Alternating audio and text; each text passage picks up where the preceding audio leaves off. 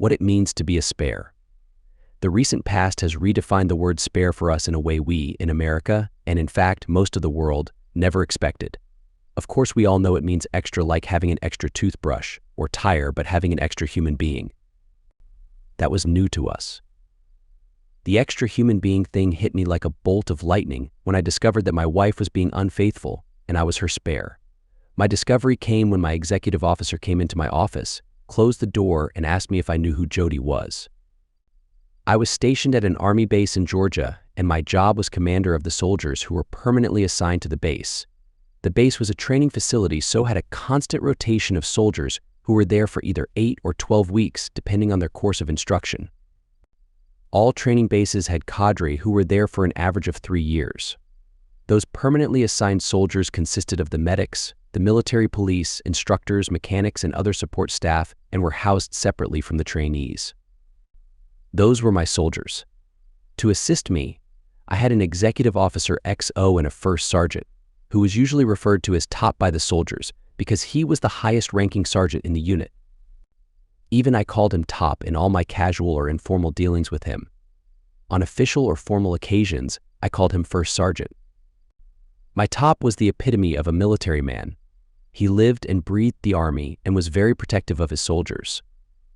On more than one occasion, he made it clear that I was the boss in name only. The soldiers in the unit were, as I've already mentioned, medics, mechanics, instructors, etc. Those were their daily jobs, but they were also soldiers first and foremost, and it was the first sergeant's job to not let them forget that. Top was the person who made sure their military needs were met. Things like their professional training, PT physical training was scheduled and conducted, career development planned, and on and on. He was also responsible for housing those soldiers who chose to live and eat in the barracks. In the German army, the equivalent position was sometimes referred to as the father of the unit. My top was not only a father figure, but also a trusted confidant when needed. It was not unusual to see him out of his office and around the base visiting his soldiers in their daily work environments. My XO, on the other hand, was a dedicated student. Although he was an officer, he spent a lot of time working on those military correspondence courses that he thought would serve him well when it came time for promotion. He also took lots of classes at the On-Base Education Center. He was determined to reach the highest ranks someday. He never shirked his duties because with a first sergeant like ours, he didn't have a lot to do. His name was Dennis White, and he held the rank of first lieutenant in casual situations. I called him by his first name, but due to our rank difference, he always addressed me as either Major or Sir. He was married to Elise, who was the daughter of a colonel. It was he who encouraged Dennis to get as much education as he could. Dennis was pretty straight-laced and not given to idle chit-chat or rumors. In fact, I was surprised that he knew who Jody was. So when he asked me about him, I was more than a little shocked. Jody was the name given to men who seduced the wives or girlfriends of soldiers, usually those soldiers who were serving away from home, but not always. The name was prominently mentioned in some of the cadences soldiers sang while marching. Of course I know who he is. Why do you ask? I answered. 3 weeks ago, Elise was playing bridge at the club, the officers' club. Another wife at the table next to hers was talking about her neighbor's son. She said she and her husband were at a pool party at the neighbor's, and the son was bragging to a group of men about spending time with the wife of a soldier. Apparently he was not a fan of the military and had no idea one of the men he was talking to was in the army. The idea that he could spend time with the wife of a soldier regardless of the soldier's rank, not only spend time with her, but have an ongoing connection, seemed to please him greatly. He apparently didn't know a private from a general, but the fact that she was married to some unintelligent grunt made him happy, so he bragged about it to anyone who would listen. His parents heard him and told him to stop. The last thing he mentioned was that he and she had been spending time together for several months, and the unintelligent husband had no idea. He sounds like a weirdo, I said. Yes, he does. Finally, his father took him inside away from the guests. The father returned alone and apologized to his guests, who, with the exception of the military couple there, were civilians. The wife was the one Elise overheard. It is not unusual in towns and cities that host military bases for members of the military to live among the civilian populace, as there is generally not enough housing on the base to accommodate the service members and their families. This happens for all branches of the military. As commanding officer of the permanently assigned soldiers, I had a house on the base. How old was this guy, I asked. He goes to college, so 19, 20 or so. It wasn't common for military spouses to have affairs, but it wasn't unheard of either, so I told him. It happens, and I feel sorry for the poor husband. Do you know if she is the wife of an officer or enlisted person?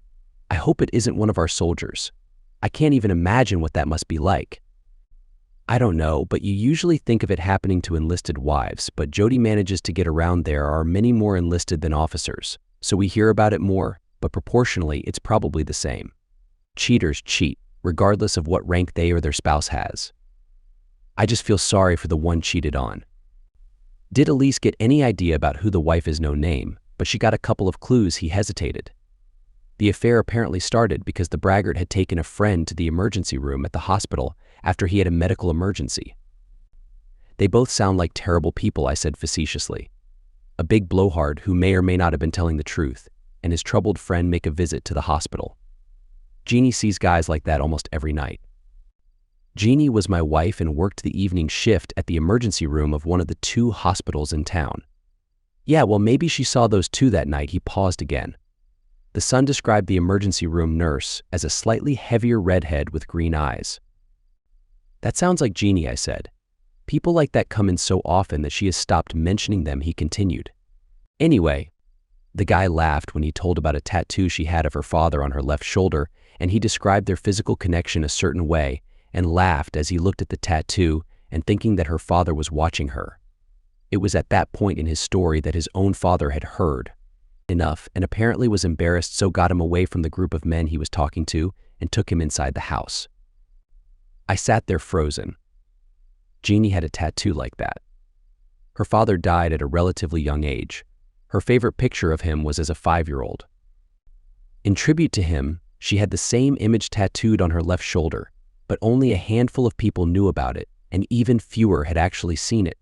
She was just a few pounds overweight and described herself as heavier, and was very conscious of it, so rarely wore a bathing suit or clothing that would reveal either her body or the tattoo. The tattoo was deeply personal to her, so in order for the man to have seen it, she would have had to have shown it to him. Logically, that would mean she had to have been in some stage of undress. At least that's what my common sense told me. I sat looking at him, neither of us knowing what to say. I'm sure it was obvious from my reaction that something unusual had happened. Until then, he was just describing the coincidence of a nurse who fit the same description as the wife of his commanding officer and friend. Major? Sir? What's wrong? He asked. I heard the phone ring in the outer office. It was called the orderly room and was where the company clerk sat. The clerk served as typist, file clerk, receptionist, and general helper for the XO, first sergeant, and me. A couple of seconds later, our clerk stuck his head in my office. Excuse me, sir, but the general wants to see you right away. Regardless of what else was happening, when the general summoned you, that took precedence. I'll be back as soon as I can, I told Dennis as I got my hat and headed for the general's office. On the way, my mind was cluttered with thoughts. What did he want to see me about? Did I miss a due date for some important report and the general wanted to talk to me about it? Was it even Jeannie the guy was talking about? How could it not be her? How many heavier red-headed nurses with green eyes work in the hospital? And how many of them have tattoos of their father on their left shoulder? I was not much of a believer in coincidences. On and on my thoughts went, even during the meeting with the general. I have little recollection of what we discussed because my thoughts were consumed with my wife and her tattoo. I strolled back to my office, taking my time. When I arrived, Dennis greeted me. What did he want? Oh, nothing important. Do we need to take any action now? I'm actually taking the rest of the day off. Let Top know when he returns. Yes, Sir. Jeannie waved goodbye as she drove off while I pulled into the driveway. I took out my phone and called her. I thought you had tonight off. I did, but I offered to cover for Linda. She wanted to take the evening off, she replied. What about dinner? You can make something. See you later. Bye. This wasn't the first time she had volunteered to work for someone else in the past few months.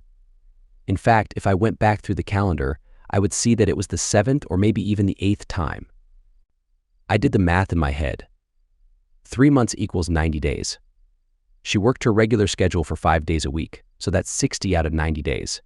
She hadn't taken any days off, even when I asked her to, but had worked, from what I remember, those extra 7 or 8 days. Let's assume it was 7. So, she probably worked a total of 67 out of 90 days. Adding to that, she had been out in the evenings at least 6 times for various reasons that didn't involve me. These thoughts started to make me wonder if my marriage was experiencing some issues. Thoughts that I didn't want to entertain, but all pointed to the same conclusion. I could dismiss the fact that she worked alongside a red-haired, green-eyed nurse in the emergency room, as there could be others like her. Maybe not at her hospital, but in general. Her work schedule could also be justified as part of daily life. I could also understand her going out with colleagues or friends without including me. However, the tattoo was too specific. It seemed unlikely that it was all just a coincidence. There had to be something more to it. So what do I do now? Ignore it. That's not an option. The probability of her cheating couldn't be ignored. Confrontation? Maybe. I could tell her what I suspect and let her respond. But what would happen after? Would she have a reasonable explanation? Admit to an affair? Laugh it off as mere coincidences? I had no idea, but I remembered something I learned while growing up. As a child, I often heard my father mention Occam's razor when faced with a problem, but I never fully grasped its meaning. It was only years later in a college philosophy class that I truly understood it. Occam's razor is a problem-solving principle that recommends looking for explanations with the fewest possible elements. It's often paraphrased as the simplest explanation is usually the best one. The simplest explanation is usually the best one. Darn it. With that in mind, I spent the evening considering different courses of action. By midnight, I was exhausted and clueless. I was lost in thought when she arrived home at 2 in the morning. "Why are you still awake?" she asked. "I have a lot on my mind. Is there anything I can help with?" she quickly added. "Are we getting transferred by the army? Would it be a bad thing if we did?" "Yes, it would. We're settled here, and I don't want to leave. If they do decide to move us, we won't have a choice." "Have you ever thought about taking a short tour? Would that be all right with you?" A short tour is also known as a hardship tour, where the service member goes without their family. It usually lasts about a year and often takes place in locations like Korea and Afghanistan. These aren't typically places one would choose to go voluntarily. Probably. If it means we can stay here, you do realize that I wouldn't be sent back here once I return, so what would be the advantage? "Can I get you something to drink?" she asked, changing the subject and ignoring my question. I let it go. "No, I'm ready for bed." I stood up. "Are you coming?" "No, I'm not tired." I shrugged and headed for the bedroom. As far as I knew, the army had no plans to transfer me, but the topic suddenly seemed to be on her mind. It might be useful. 2 days passed and I hardly saw Jeannie. However, I was in a deep funk, causing everyone to ask if I was feeling unwell. On the 3rd day, Top entered my office, closed the door, and sat in one of the chairs, as was his custom whenever it wasn't an official visit. "All right, what's weighing on you?" I inquired. "It's not about what's on my mind, it's about what's on yours. What's going on?" "Nothing." "Why do you ask?" "Don't give me that." Major Top always called me by my full name and rank, Major Anthony Tony Edward Clarkson. I've been in the Army for almost 19 years, and I've seen it all. Either you're being discharged, transferring, and your wife doesn't want to move, she's presenting a different problem, or there's some other personal situation. Which one is it? Quite perceptive, I must admit, but my personal life was none of his business. And don't say it's none of my business. The way you interacted with my soldiers makes it my business. If you don't want to talk about it, fine. Either sort yourself out or take a leave until you can. I don't want your attitude affecting their morale. Is that all? First Sergeant, I addressed him that way to assert my authority as the boss. He stood up. Yes, sir. But remember, I know a lot of things. Things that might help you when you're ready. You're a capable officer, but more importantly, you're a good person. Don't let something you can't control ruin your life. Take charge. You can't change the past, but you can make sure it doesn't happen again. And who knows?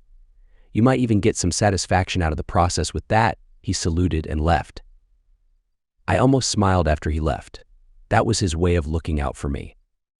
I spent the next 2 days pondering over his words. Take charge, and you can't change the past, but you can make sure it doesn't happen again, and who knows, you might even get some satisfaction out of the process. The following day, I called both Top and Dennis into my office and instructed the company clerk not to disturb us. All right, here's the deal, I began. What I'm about to share stays between the three of us. If any of it gets out, I'll know it was one of you, and if that happens, you'll both be in trouble. Top, the XO told me about a conversation his wife overheard. It involved an army wife being unfaithful to her husband. Dennis, your description of the wife could match many wives, but it was the tattoo that stood out. Do you remember the tattoo? Yes, sir. Top, the wife had a tattoo of her father when he was young on her left shoulder. I paused and took a deep breath. Okay, this is the difficult part. I believe that wife is my wife because she has the same tattoo. I can't imagine there being more than one red-haired, green-eyed, emergency room nurse with that specific tattoo in this city. Well, darn it, exclaimed Top. Oh, no, Major. I'm so sorry, sympathized Dennis. Now my problem is, how do I either prove or disprove it's her? And if it is, what do I do about it? The three of us are intelligent, so together we should be able to find a solution without the whole post finding out. I don't want to walk around with everyone knowing that my wife cheated. There was a knock on my door. I explicitly said we were not to be disturbed. Yes, sir, you did, but it's Colonel Bradford. The general wants to speak with you, okay? Thank you, I picked up the receiver. Major Clarkson speaking, sir. Tony, this is Colonel Bradford. Hold on for the general. There was a brief pause while the general got on the line. Generals typically don't call majors and wait for them. They have someone else on their staff make the call and keep the junior officer waiting. Major Clarkson, I'd like to come down and tour your facility and have lunch with you, your XO, and first sergeant in the dining facility. Are there any conflicts that would prevent that? No, sir. It would be our pleasure. In other units I've been in, a member of the general's staff would schedule visits like this, but this general preferred to do some of them himself. He seemed to enjoy interacting with the soldiers. He and Top were both old-school soldiers in that regard. Great, see you in about an hour. Yes, sir. What was that about? Asked Dennis. He heard my side of the conversation, but not the general's, so I filled them both in. I better let everyone know that he's coming so they can tidy up the barracks, said Top. Our offices were located in the same building as the enlisted barracks and dining facility, which was formerly known as the mess hall. We operated differently from other units. Most soldiers worked and trained as a unit with the same duty hours. They all had day jobs, and the barracks were typically empty during the day. We were different. Since we were permanently assigned to support the post's training mission, we operated 24/7. That meant that at any given time, there would be shift workers in their rooms either sleeping or enjoying their time off. The doors of these soldiers had signs indicating they were sleeping, so they wouldn't be disturbed. As a result, those rooms often appeared lived in and weren't always inspection ready. However, the rooms were expected to be ready for inspection whenever the occupants left for their shifts. Everybody, including the general, knew this, of course, and took it into consideration. Good idea. In the meantime, if you have any suggestions about my situation, I'd be happy to hear them. With that, we went our separate ways to prepare for our visitor.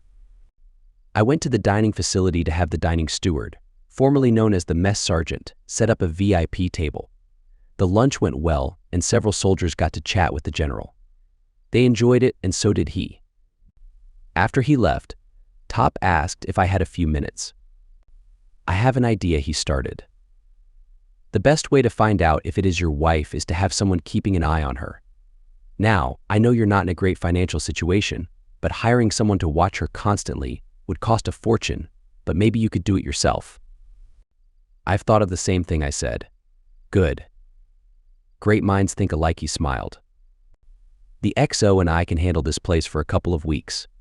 Why don't you tell her you're going TDY temporary duty as a member of an inspection team, or some other thing, but take leave and track her yourself.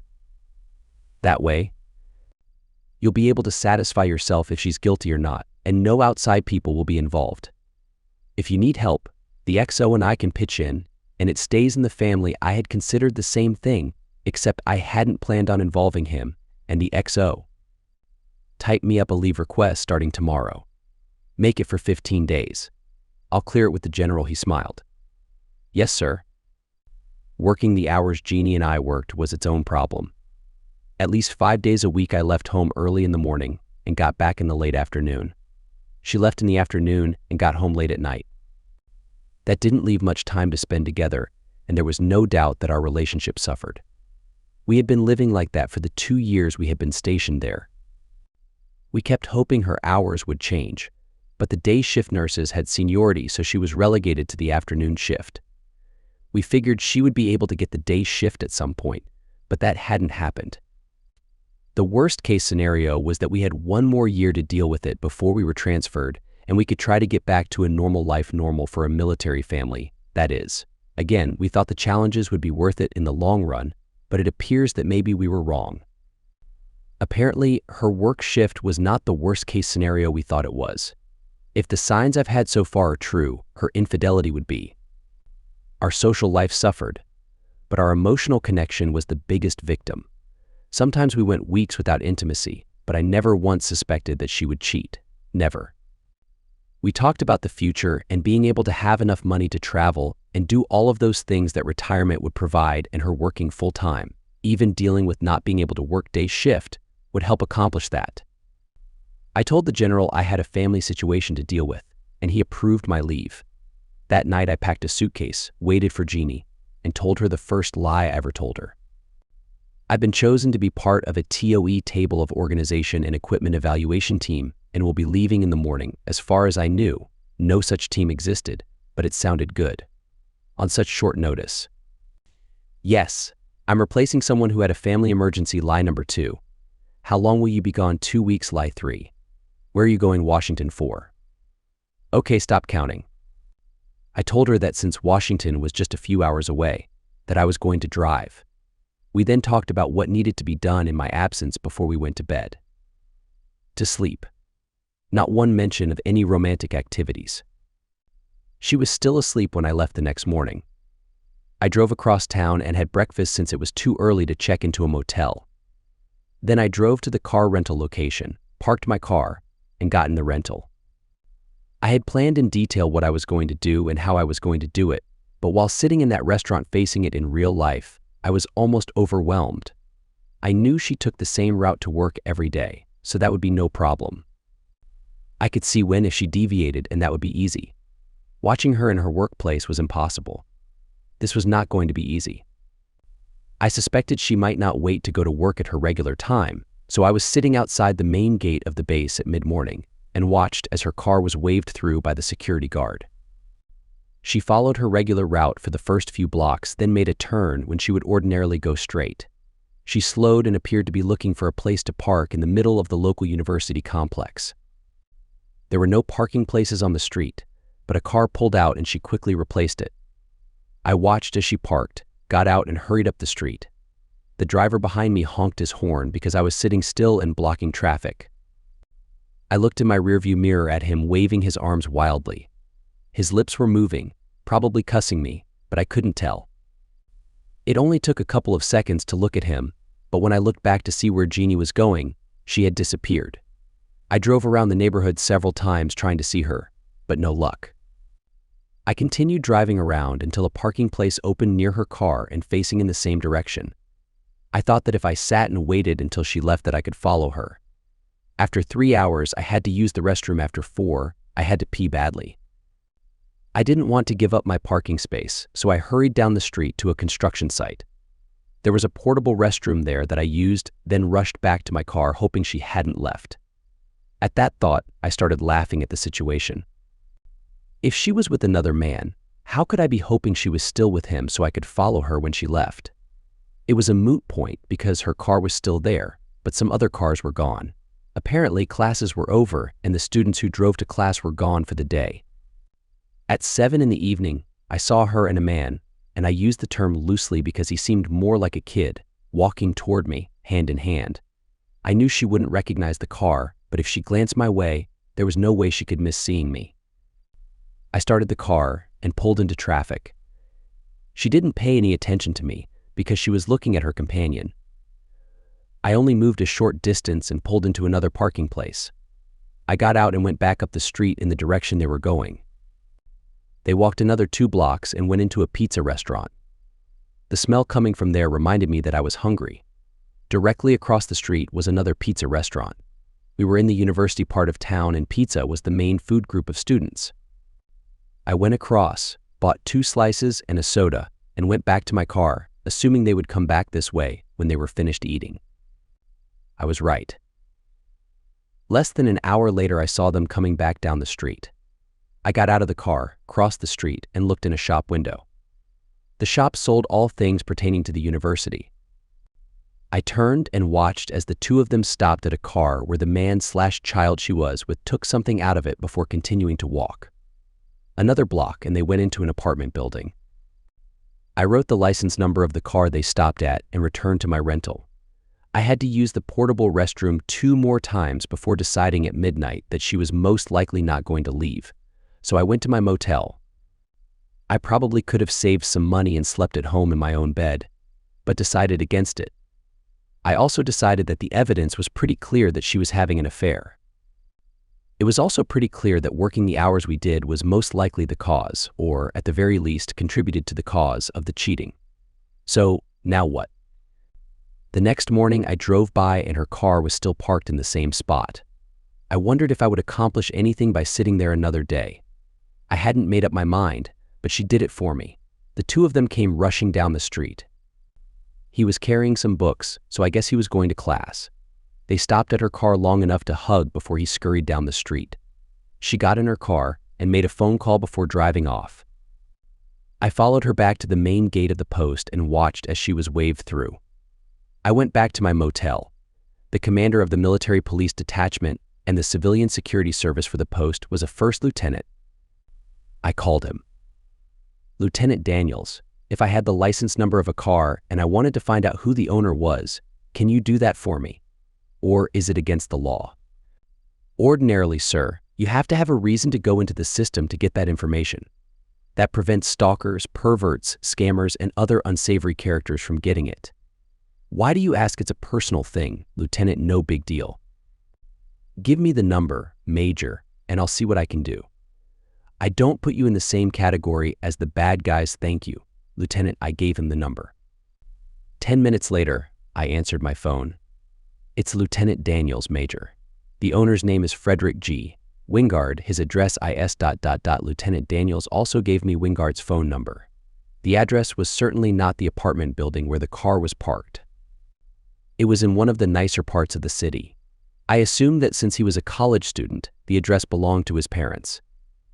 I then went on a social site on the internet and found 15 Frederick Wingards, but only 2 had the initial G. The first one I checked lived in our city, and the picture was of the same guy I saw Jeannie with. I read all about him, and it was all about him. He was an egomaniac. I did this and I did that, and I did it better than this guy, and I lasted longer than that guy. And my new car was more expensive than Joe's, or I held my breath longer than Judy, and on and on. But the most interesting thing I read was a dialogue about his hot girlfriend. He called her red and she's red in all the right places, if you know what I mean. No. What do you mean ask someone named Ted? Don't go there, said JC? JC? Janie Clarkson maybe? Simon, red, everyone knows what that means. Ted's just being funny. Yeah, I'm just joking around.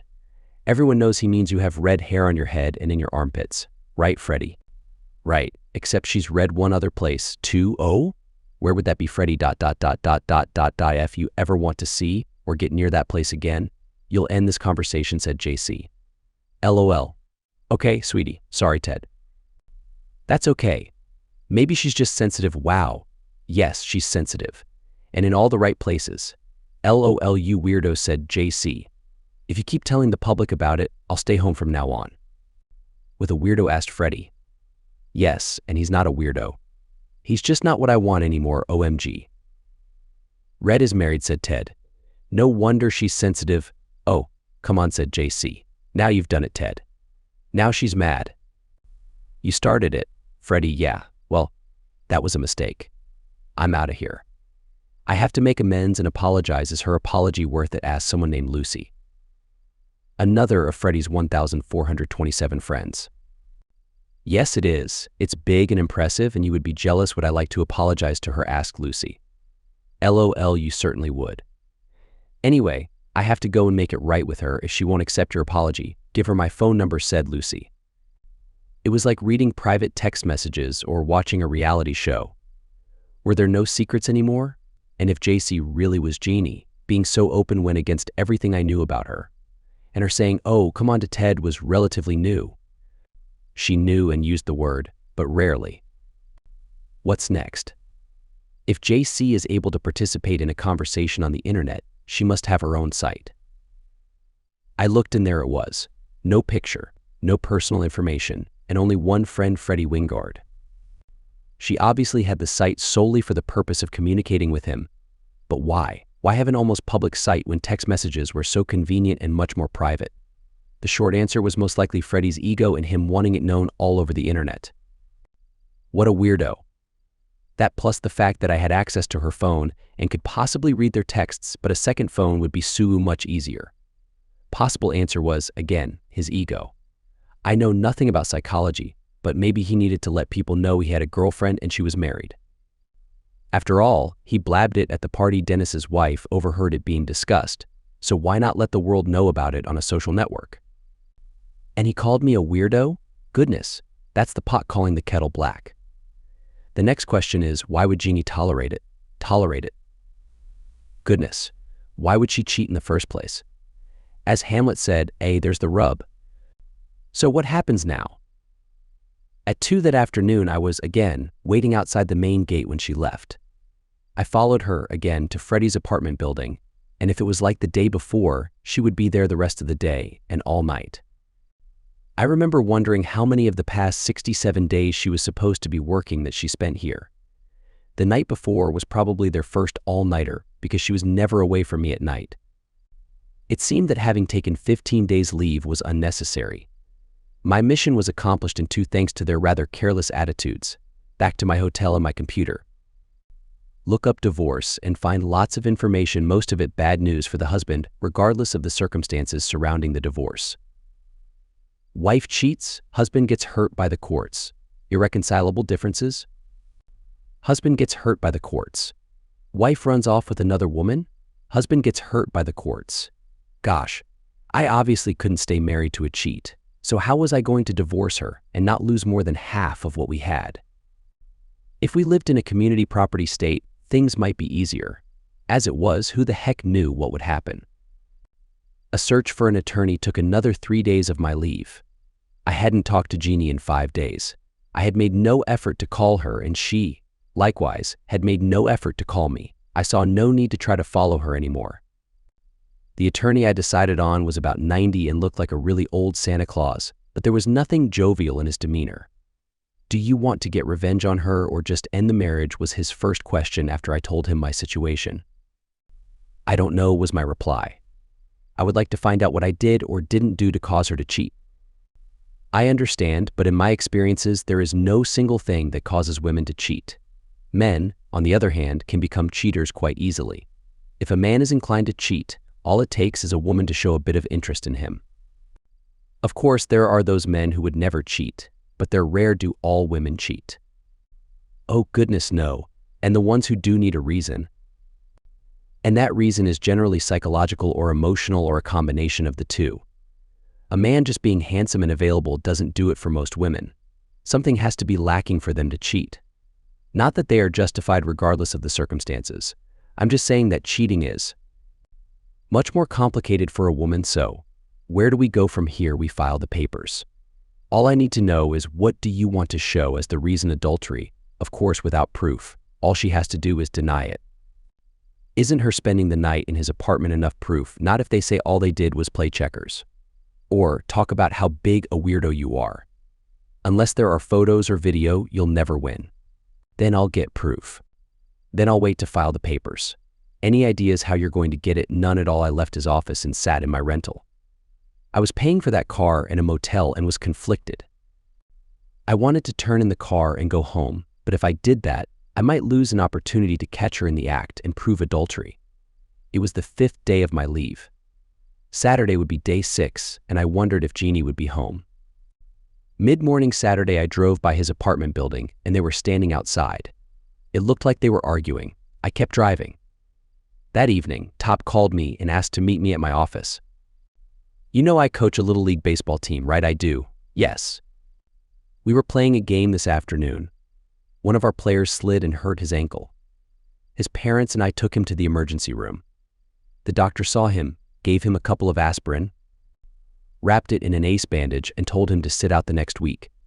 We were waiting for his discharge papers, and someone came in the cubicle next to us. It was a man and a woman, and I overheard part of their conversation. It wasn't difficult, there was only a thin curtain separating us. Anyway, I heard the man and he sounded upset. He asked if she was going back to her other boyfriend, the weirdo. Her reply was angry, and she told him to not call him that. Then he laughed. I heard her go shait, and he lowered his voice, but I still heard him. He told her she needed him and that she would be back. She said shait again and told him she didn't like him talking like that. He sounded mad and told her if she didn't like it, she could go back to the weirdo boyfriend and stay. Then someone else came in and told them to knock it off. The third voice said that Jeannie should take her personal problems in life and keep them out of the hospital. Then our nurse came with discharge papers. I whispered to her about the voices, and in her own whisper, she apologized and said that one of the nurses was having trouble with another of her boyfriends. We signed the discharge papers and left. I looked in their cubicle as we went by it, and it was your wife and some guy. Did she recognize you? He had been to our house a couple of times. Nah. I was wearing my uniform, baseball uniform, not my army one, and she wouldn't know me from the man in the moon. Anyway, we were almost out the door, and he stormed out and just about knocked me down in the process. That pretty much ended our conversation, and he left. I just sat there. Other boyfriend. I didn't have to wonder who the other boyfriend was, him or me. He was spending time with her, I wasn't, so it was obvious who the other boyfriend was. If they were arguing earlier in the day when I saw them, and again, or rather still, when Top saw them, she might have gone home. When I left the office, I drove by the house to see if I could see anything, but the house didn't have lights on inside. I then drove through the hospital employee's parking garage and her car was there. I went back to the motel. At the motel, I turned on my computer and went to his social page. There were a few general comments about school in red, but no conversations like last time. Her page was different. Again, I couldn't understand why they used this venue and not text messages, but there it was, and it had happened earlier that day. "I'm really mad at you," said JC. It was a joke. "I'm sorry, messing with me is no joke, and I'm tired of telling you, but nothing. You weirdo. I'm really mad. You waited until I was tipsy, and you took advantage. I told you I was sorry, that doesn't work anymore. We're finished, that's ridiculous. All because of a joke. Trying to mess with me is no joke, okay? Okay, no more. I promise you're right, it's over between us. Come on, Red, don't contact me anymore, listen to me. Be at my apartment tonight after you get off work and be ready for a confrontation, or by tomorrow morning your husband, or should I say, backup partner, will know about us." You wouldn't do that. Oh, wouldn't I? I have nothing to lose except a worthless person. You, on the other hand, have a lot to lose, you weirdo. Yes, I'm a weirdo, but I'm the one who will expose our secret. After that, you can do what you want. Their conversation ended, and I just stared at the screen. Jeannie strongly disapproved of a particular act. I had never tried it because she asked me not to, and up until recently, I loved her enough to honor her request. Frankly, that act never interested me anyway. He had used the word backup again. The word had recently received widespread attention, and not necessarily in a good way.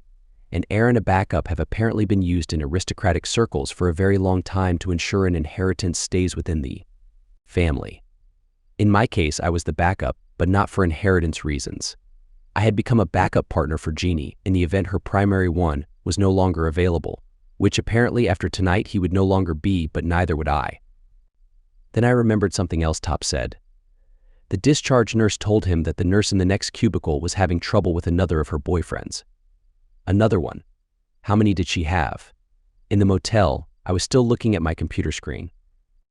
I took out my phone and took pictures of the conversation I just read. I might not be able to catch them in the act, but a copy of this conversation might work. Of course, they could always claim it wasn't them. I thought about my next step. It was a given that our marriage was over, and I had no reason to help either of them, but I was thinking, I could tell her I knew about them and she didn't have to go to his apartment that night, or I could say nothing and let her face the consequences, or they could even reconcile. If they did, I might still get pictures or video of them together. I decided on another option and took out my phone. She answered when it rang. "Hello, Tony. What's up?" she asked. "We finished early, so I'm on my way home. I'll be there in about 3 hours. I won't be there. I'm working." "I know, but you'll be getting off in a couple of hours." "Not tonight. I volunteered to work another shift. I just sat there." "Tony? You there? I'm here." "Okay. I guess I'll see you in the morning." "Okay. Drive safely. Bye." "No. I love you." "No. I'll be happy to see you." Nothing. I went right to her social page to see if she tried to contact Wingard, but there was nothing. I thought she might try to cancel going to his house after work because I was coming home, but if she did it by phone. And I think she lied about working overnight because the hospital had a rule that no one worked back-to-back shifts unless it was an emergency. She just told me that so she could go to his apartment. So fine, let her go. I had given her an excuse not to, but I checked out of the motel and went home. My phone rang at 4 in the morning. It was Lieutenant Daniels, the commander of the military police detachment. "Madge. Clarkson, we have your wife at the detachment office, sir. The local police got her for DUI, but when they found out who she was, they brought her here instead of arresting her and throwing her in the drunk tank to sober up and go before a judge. I know you've been on leave, but the gate guard reported that you came through the gate last evening, and I'm glad you did. You can come get her and nothing will go in the official log. Thank you, Lieutenant. I'll be right there." The local police were very good about things like that. Unless someone was injured or property was damaged as a result of the drunkenness, they either brought the culprit to the base, or our MPs or security people went to retrieve them. All in all, it was a good deal for everyone. I'd seen her tipsy before, but never drunk, and when she'd been tipsy, she was jovial and happy. Drunk, she was irritable and resentful. She didn't want anyone to touch her. Of course, if Wingard did to her what he promised to do, I could understand why. I was tempted to have them keep her in the small cell they had, but decided against it. It took several minutes to coax her to the car because she wouldn't allow us to physically help her. When I finally got her home, she made it as far as the living room sofa before collapsing and passing out. I looked at her and thought of the last 5 years. We'd had a good life with the potential of it being even better in the future. Worldwide travel, adventure, and excitement, it all would have been ours. Maybe the whole thing was my fault. It was me who insisted she keep working even though the hours were tough. Maybe I had tunnel vision and was selfish asking her to sacrifice. Nah. Most couples had to sacrifice one way or another, and the majority of them did it without one of them deceiving. By then it was after 6 in the morning. I showered, shaved, put on my uniform, and went to my office, leaving her there to sleep it off. I had gotten a cup of coffee in the dining facility and chatted with the head cook. It was Sunday and the dining steward was off. Several soldiers were having breakfast, but Sunday mornings were usually pretty slow. It was generally the best day for eating in the dining facility because the cooks were able to spend time experimenting with recipes and honing their craft. I hung out for a few minutes before going to my office. My desk was clean, so there was nothing there I would need to concentrate on the next day. Apparently the XO and top had taken care of everything, which didn't surprise me. I sat there for an hour before going home. Jeannie was still asleep when Lieutenant Daniels pulled up in her car around mid-afternoon. I went out to greet him. "I hope you don't mind," he said. "I thought you might be otherwise engaged and not have time to pick up her car, so we got it for you." "Thank you, Lieutenant, but who's the wee Sergeant Handy and I, or me? I never know which is correct. Anyway, here's her car, and what happened to her doesn't show up on any report. Sergeant Handy was sitting in his own POV privately owned vehicle." I waved to him. "Thank both you and Sergeant Handy," I said. "It was very kind of you." "Do you know where she was when she was stopped?" "Yes, sir, I do. She was sitting in the intersection of Carey and 3rd.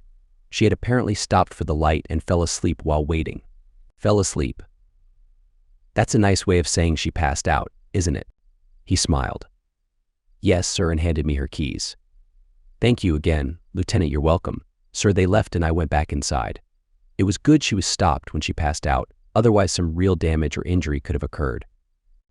The rest of the day was quiet. I watched TV while she slept. By 11 that evening, I was still watching TV and waiting for her to wake up. During the course of the evening, I had looked over at her many times, wondering how long she was going to sleep. I went to bed at midnight. I was in the shower at 5:30 the next morning, not having gotten much sleep. I had looked in on her before my shower, and she had been asleep almost 24 hours. I took my laptop and was in my office at 7, my usual hour. I asked Top to sign me in off of leave and back on duty. I brought both him and Dennis up to date on what I'd seen and done. I opened my computer and went right to Wingard's social page. It was filled with more of his bragging and his conquest of a virgin rear, which he ruined, and enjoyed watching Red having to get intoxicated to take his member in her rear. He even laughed at her discomfort. The behavior of that weirdo made me sick. I almost felt sorry for Red until I remembered who she was. There were lots of comments from his friends, and only one of them thought what he did was funny. Most of them criticized him for being sadistic and mean. Quite a few said they were no longer going to be friends with him. Dennis and Top left me alone the rest of the morning. The last thing I did before going home at noon was to call Lieutenant Daniels. Jeannie was still on the sofa, but sitting upright. We just looked at each other until I spoke. What men? How many men have you been intimate with in the last 5 years? I know of 2 others besides Wingard, but what's the total? I didn't know if she had any others, but the hospital nurse referred to her boyfriend, so I guessed. She just looked at me. I don't know what you are talking about, really. Then who treated you that way yesterday that you had to get intoxicated to cope with it? She sharply turned her head towards me. She started to say something, but caught herself, then calmly asked, "What are you talking about, Jeannie? I know what happened. Can't you just admit it? You're crazy." Okay, maybe I am crazy, but you cheated on me, and I'm filing for divorce. You can ask Frederick G. Wingard to help you move your belongings out and into his apartment or wherever you want them to go, but you need to leave this place. I looked out the front window and saw a military police car pull up. Lieutenant Daniels had come through for me. There will be an MP posted here until 8 tonight. You and all of your stuff better be gone by then, or you'll be arrested for trespassing on government property. I knew it was a risky threat to make, but considering the number of men she had been involved with, I figured it was worth a shot. You're crazy. I've never done that, and you can't kick me out of my own house. This isn't your house. It belongs to the people of the United States. They're just letting us stay here because I'm in the Army. But since I'm getting a divorce and won't need it anymore, someone who deserves it will move in. Tony, I don't know what you're talking about. Where did you get the idea that I was having an affair? Wingard told me. He's the one who exposed you, but how can he do that when nothing ever happened between us? I laughed. So you're saying you spent most of last week with him? Alone in his apartment overnight. And nothing happened, Tony. Where did you hear all of this? I don't even know anyone named Freddie Wingard. Freddie, yeah, that's what you called him. No, I called him Frederick G. Wingard, it's the same thing if you say so anyway. Even if I did know him, I never slept with him. I never said you slept with him. You were probably just too busy, but you did spend several nights at his apartment with him. All I want to know is how many nights she jumped up and winced in pain. Oh, darn. What's wrong? Are you hurt? Forget it. I told you. I have no idea what you're talking about. This conversation is going nowhere. The bottom line is you're moving out, today. Or you'll end up in a federal jail tonight. She was beginning to realize I meant business. Tony, listen to me. I haven't cheated on you. Ever, and you still insist you don't know Wingard. I swear I don't. Janie, I saw you with him. I saw you holding hands with him. I saw you eating pizza with him. I saw you going into and out of his apartment building with him. I even saw you hug him. Fine. Maybe I know him, but I never slept with him. Do you really think I'm that stupid? I also saw both his and your social media posts. I paused. The MP will be posted outside until 8 tonight. If you are still here, he will arrest you and you'll have to see a federal magistrate. I'm leaving and I'll be back at 8:01. Take as much furniture as you want, but leave the government-issued items. Tony, but I had already left. At 7:45, Lieutenant Daniels called me to inform me that she was gone. 2 young guys, college-aged, arrived in a pickup truck and trailer and moved her out. She handed her house key to the MP on duty before getting in her car and driving off. She left a note for me. Tony, I hope you get to pursue all the things that are important to you. They were never important to me. They were your dreams, not mine. I grew to resent the army and the life I had to live because of it. I was secretly hoping you would be transferred somewhere I couldn't go so I could plan a divorce and a life without you. You can file for divorce, but I will counterfile due to the emotional cruelty I have endured in this marriage. Jeannie. I filed for divorce and she countered, but my attorney asked Wingard for a statement and he eagerly provided one. My attorney convinced him that it would make him popular to admit that he seduced an army major's wife, and with his ego, he jumped at the opportunity. The statement revealed that he had an intimate relationship with Jeannie for over 4 months. He claimed they met at the hospital when he accompanied a sick friend. According to him, they started talking, and he sensed that she might be interested in going out with him. His intentions were purely short-term pleasure. She was older and married to an army officer, making her more appealing to him. He had a dislike for the military but couldn't explain why he just didn't care for them. In addition, he stated that she had described me as a nice guy, but dull, and he never wants to have any fun. She also mentioned that she enjoyed working the night shift because it allowed her to meet other men, especially young college students. My attorney asked him to provide explicit details about the night he deceived her and how he used the threat of revealing their affair to control her. The more specific, the better my attorney instructed, his demeanor less jolly than I expected. Wingard shared all the explicit details he could recall. He went on for several pages about that particular incident and others, describing when and where they engaged in intimate or inappropriate activities and how much she and other women reportedly enjoyed it. In fact, most of his statement was centered around how skilled he was and how he was apparently the best lover she or any other woman could have. He saw any resistance as a sign of his prowess. My attorney informed me of the statement. I chose not to read it, but the police did, and he was arrested for blackmail, extortion, and assault. Jeannie didn't read it either. She was confronted with its contents but stopped reading shortly after starting. She dropped her countersuit, and we never had to go to court. The divorce was granted, and we moved on with our lives. I am nearing the end of my 3-year tour here and have received orders for Germany. I'm excited about spending 3 years there as a single man. Top 2 has received his orders and a promotion. He will be going to Germany as a sergeant major, the highest enlisted rank in the army. Dennis will be taking over my position for a year before being transferred elsewhere. I've heard Jeannie is still working the late shift, but we haven't seen each other or spoken. 3 years as a bachelor in Europe. I'm going to have a lot of fun.